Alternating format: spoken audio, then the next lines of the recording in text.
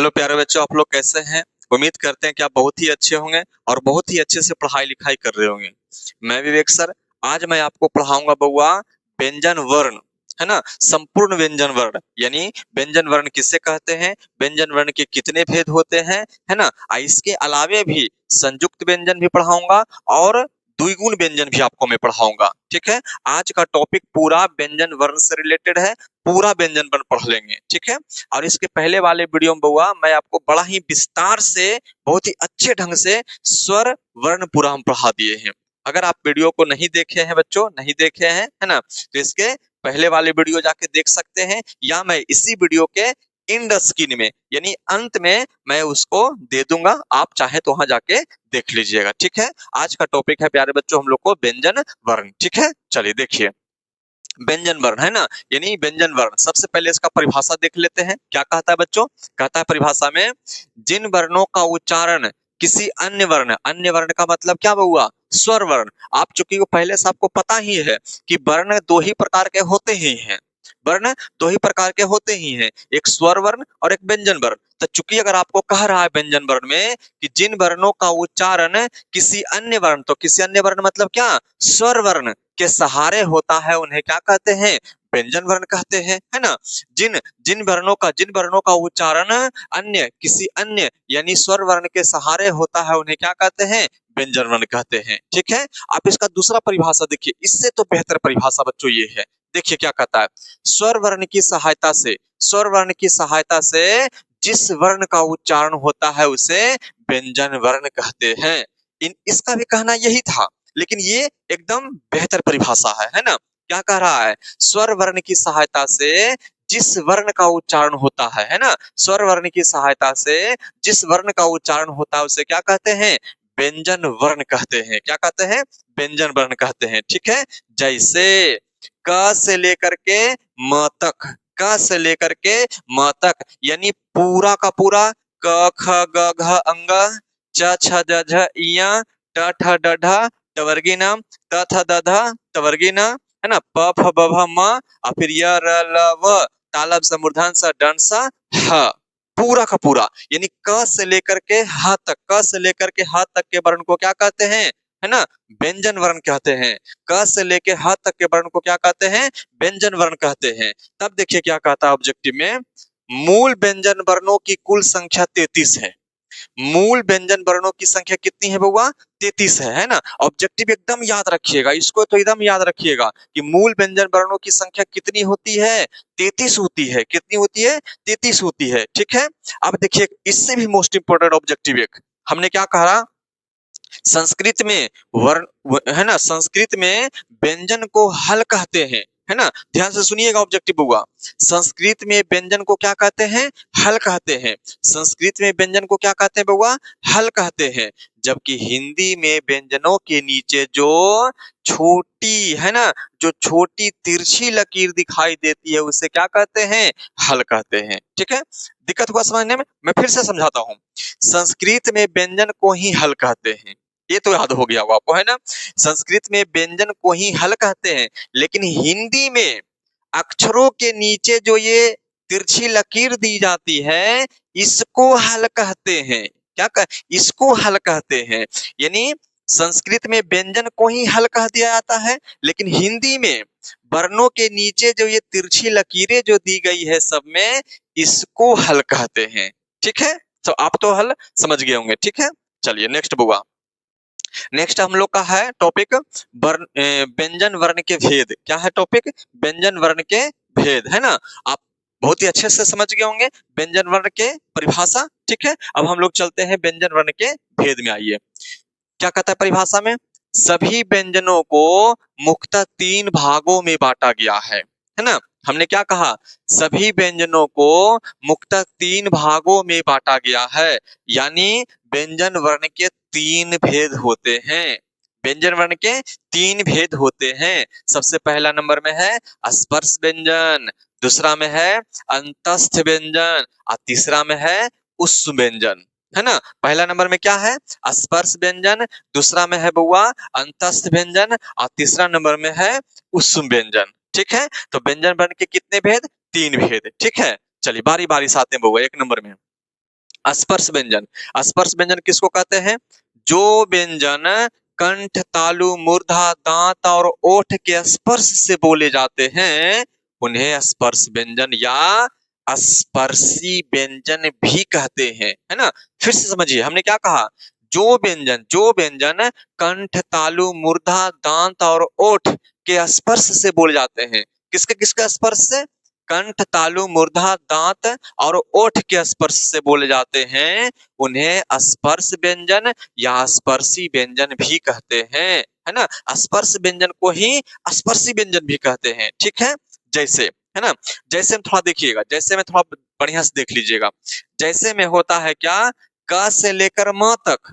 जैसे में होता है क से लेकर म तक, लेकिन स्पर्श व्यंजन की थ्योरी बड़ा पेचीदा है और बड़ा अनोखा भी है ना। थोड़ा ध्यान से देखिए, खासकर इसके एग्जाम्पल से रिलेटेड जो इतना पूरा टॉपिक है इसको थोड़ा ध्यान से देखिएगा। हमने क्या कहा? जैसे में क से लेकर म तक, क से लेकर म तक, लेकिन पहले इसके बारे में जान लीजिए हमने क्या क्या दिया हुआ है। इनकी संख्या 25 है, यानी स्पर्श व्यंजन की टोटल संख्या 25 है, ठीक है। इन्हें वर्गीय व्यंजन भी कहते हैं, इन्हें वर्गीय व्यंजन भी कहते हैं। क्यों?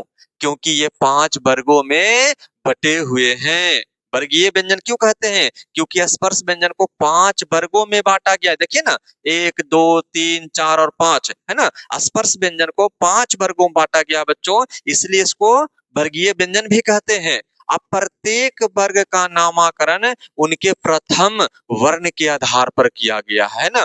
प्रत्येक वर्ग का नामकरण प्यारे बच्चों इनके प्रथम वर्ण के आधार पर किया गया है ना। यानी क ख ग घ पूरा क्या कहलाता है? क वर्ग। च छ ज झ ञ च वर्ग। ट ठ ड ढ ट वर्गीय न क्या कहलाता है? ट वर्ग। त थ द ध त वर्गीय न ट वर्ग। और प फ ब भ म क्या कहलाता है? प वर्ग कहलाता है। क्या कहलाता है? प वर्ग कहलाता है ना। और चूंकि पहले ही हम आपको बता दिए कि इनका उच्चारण यानी स्पर्श व्यंजन का उच्चारण किससे होता है? कंठ, तालु, मूर्धा, दंत और ओठ, है ना, दांत और ओठ, है ना।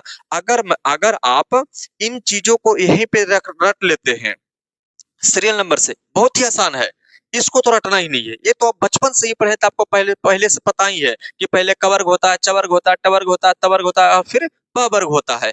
इधर वाले को खाली आप एक सीरियल नंबर से खाली एक मरते याद कर लीजिए। कंठ, तालु, मूर्धा, दंत और ओष्ठ। कंठ, तालु, मूर्धा, दंत और ओष्ठ, ये पांचों रेगुलर को इसके साथ जोड़ दीजिए तो देखिए कितना आसान हो जाएगा। आप वर्णों के उच्चारण स्थान में, है ना, वर्णों के उच्चारण स्थान में आप पढ़ेंगे इन सबको पुनः पुनः पढ़ेंगे, लेकिन वहां पर एक बार में ही पूरा चार्ट याद करना थोड़ा दिक्कत हो जाता है, बहुत ही दिक्कत हो जाता है ना। तो मैं सबसे आसान तरीका मैं बता देता हूँ अभी थोड़ा सा, है ना। अगर इसको आप सीरियल नंबर से याद कर लेते हैं, कंठ, तालु, मूर्धा, दंत और ओष्ठ, इस सीरियल नंबर को जोड़ दीजिए इससे, है ना, कवर्ग, चवर्ग, टवर्ग, तवर्ग और पवर्ग से, आपको याद हो गया यहीं पर पूरा कवर्ग कंठ से बोला जाता है, यानी क ख ग घ अंग कंठ से बोला जाता है। च छ ज झ यानी पूरा चवर्ग तालु से बोला जाता है। पूरा ट वर्ग मूर्धा से बोला जाता है। पूरा त वर्ग दंत से बोला जाता है और पूरा प वर्ग ओष्ठ से बोला जाता है ना। अगर आप यहीं पे बस खाली इसको सीरियल नंबर से याद कर लेते हैं तो इससे आपको ये याद हो जाएगा। और आप कितना देखिए बेहतरीन चीज हो गया कि अगर बस इसको खाली आप याद कर लेते हैं तो आपको प पचे 25 यानी ये 25 वर्ण का उच्चारण स्थान आपको मात्र इस सीरियल नंबर याद करने से हो गया। देखिए 25 वर्णों का उच्चारण स्थान आपको बस ऐसे ही याद हो गया, है ना। तो वर्णों का उच्चारण स्थान जब पढ़ेंगे तो बिल्कुल एकदम आसान हो जाएगा, क्योंकि 25 तो पहले ही हट गया, ठीक है। चलिए, तो इतना याद कर लीजिएगा बच्चों, क्या स्पर्श व्यंजन की टोटल संख्या 25 होती है और स्पर्श व्यंजन का दूसरा नाम वर्गीय व्यंजन भी होता है, क्योंकि इसको 5 वर्गों में बांटा गया है, ठीक है। दूसरा नंबर में है अंतस्थ व्यंजन, है ना। क्या कहता है अंतस्थ व्यंजन में? जिन व्यंजन, है ना, जिन व्यंजन वर्णों का उच्चारण जीभ, तालु, दांत और ओठों के, देखिए इसमें कंठ नहीं है, इसमें कंठ नहीं है प्यारे बच्चों, ध्यान दीजिएगा। जिन व्यंजन वर्णों का उच्चारण उच्चारण जीभ, तालु, दांत और ओठों के परस्पर सटने से होता है, परस्पर सटने से होता है, मतलब कि पूर्ण स्पर्श नहीं होता है, परस्पर सटने से होता है, लेकिन कहीं भी पूर्ण स्पर्श नहीं होता है, उन्हें अंतस्थ व्यंजन कहते हैं। उन्हें क्या कहते हैं? अंतस्थ व्यंजन कहते हैं। ठीक है, परिभाषा फिर से, जिन व्यंजन वर्णों का उच्चारण बउआ जीभ, तालु, दांत और ओठों के परस्पर सटने से होता है, लेकिन कहीं भी पूर्ण स्पर्श नहीं होता है, उन्हें अंतस्थ व्यंजन कहते हैं। है ना? जैसे य, र, ल, व, क्या क्या है? य, र, ल, व, है ना? बस इतना ही है। यानी कि अंतस्थ व्यंजन की कुल संख्या 4 है। अंतस्थ व्यंजन की टोटल संख्या 4 है। ठीक है, एक स्पेशल ऑब्जेक्टिव देखिए क्या है। कुछ वैयाकरण, कुछ वैयाकरण, वैयाकरण मतलब हुआ व्याकरण लिखने वाले, व्याकरण लिखने वाले, है ना? कुछ वैयाकरण य और व को अर्ध स्वर भी कहते हैं। आपको एकदम याद रखना पड़ेगा बउआ, है ना? अंतस्थ व्यंजन में य, र, ल, व जो है, इन चारों में से य और व को, य और व को अर्ध स्वर भी कहा जाता है। क्या कहा जाता है? अर्ध स्वर भी कहा जाता है। ठीक है, ये प्रश्न बहुत बार बोर्ड एग्जाम में पूछा जाता है बउआ कि निम्न में से अर्ध स्वर कौन है?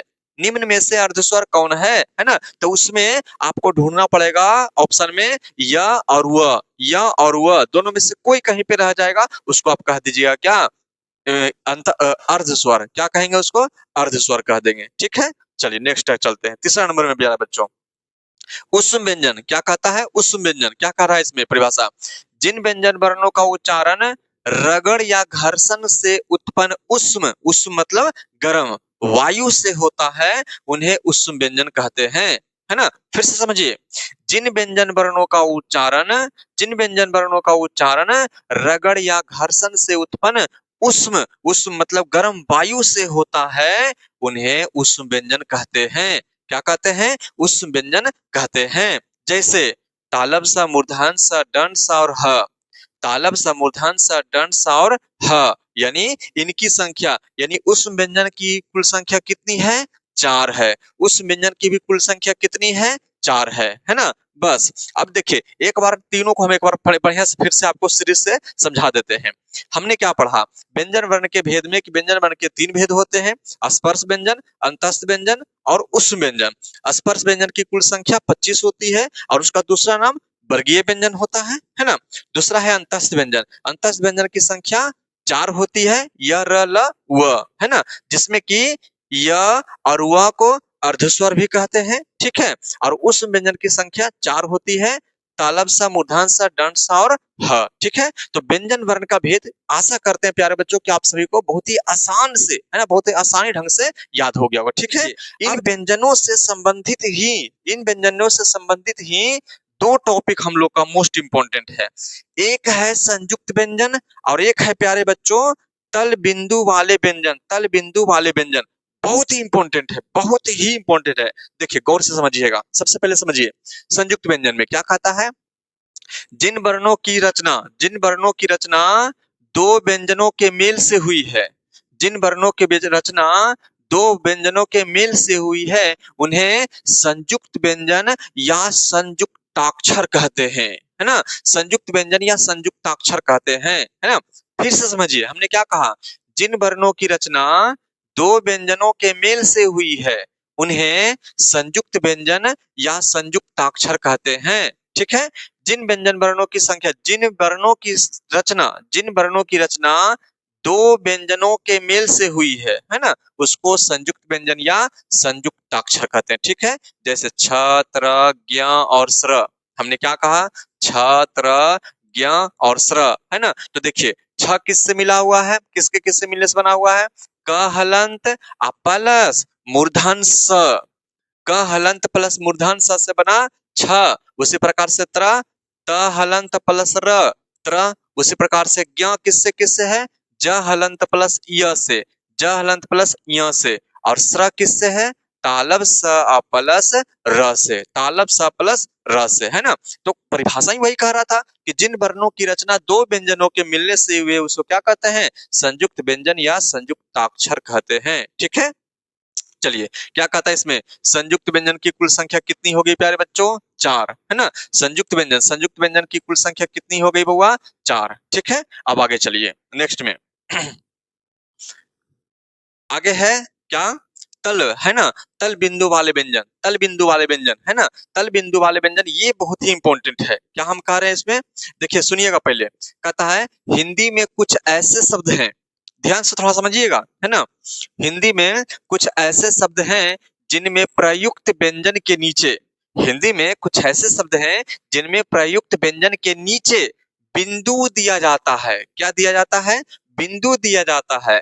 ऐसे व्यंजन तल बिंदु वाले व्यंजन कहलाते हैं, है ना। ऐसे व्यंजन क्या कहलाते हैं, तल बिंदु वाले व्यंजन कहलाते हैं, ठीक है। जैसे एक है अड़ा और एक है अढ़ा, एक है अड़ा और एक है अढ़ा, ये दोनों को कहते हैं क्या, तल बिंदु वाले व्यंजन, है ना। लेकिन इससे ज्यादा इंपॉर्टेंट आपका ये शब्द है द्विगुण व्यंजन। सुनिए क्या कहता है, कहता है ये मतलब ये दोनों, ये हिंदी के अपने व्यंजन हैं, ये हिंदी के अपने व्यंजन हैं। संस्कृत में इसका प्रयोग नहीं होता है, संस्कृत में अड़ा और अढ़ा का प्रयोग नहीं होता है ना। और ये क्या है, ये ट वर्गीय व्यंजन ड और ढ के नीचे बिंदु देने से बनते हैं, है ना। अर्थात अड़ा जो है अपने आप में ड है और अढ़ा जो है अपने आप में ढ है ना। यानी ड वर्ग में ड और ढ जो होता है उसी के नीचे बिंदु लगा देने से बन जाता है अड़ा और अढ़ा, है ना। इसीलिए इसको द्विगुण व्यंजन भी कहते हैं, इसीलिए इसको क्या कहते हैं, अड़ा और अढ़ा को द्विगुण व्यंजन भी कहते हैं। क्यों, क्योंकि अपने आप में ड और ढ भी है और अड़ा और अढ़ा भी है, दो गुण है इनमें, इसीलिए अड़ा और अढ़ा को बउआ द्विगुण व्यंजन भी कहते हैं, ठीक है। बस आज के लिए प्यारे बच्चों बस इतना ही। आपको नेक्स्ट वीडियो में हम आपको मिलेंगे वर्णों का उच्चारण स्थान के साथ।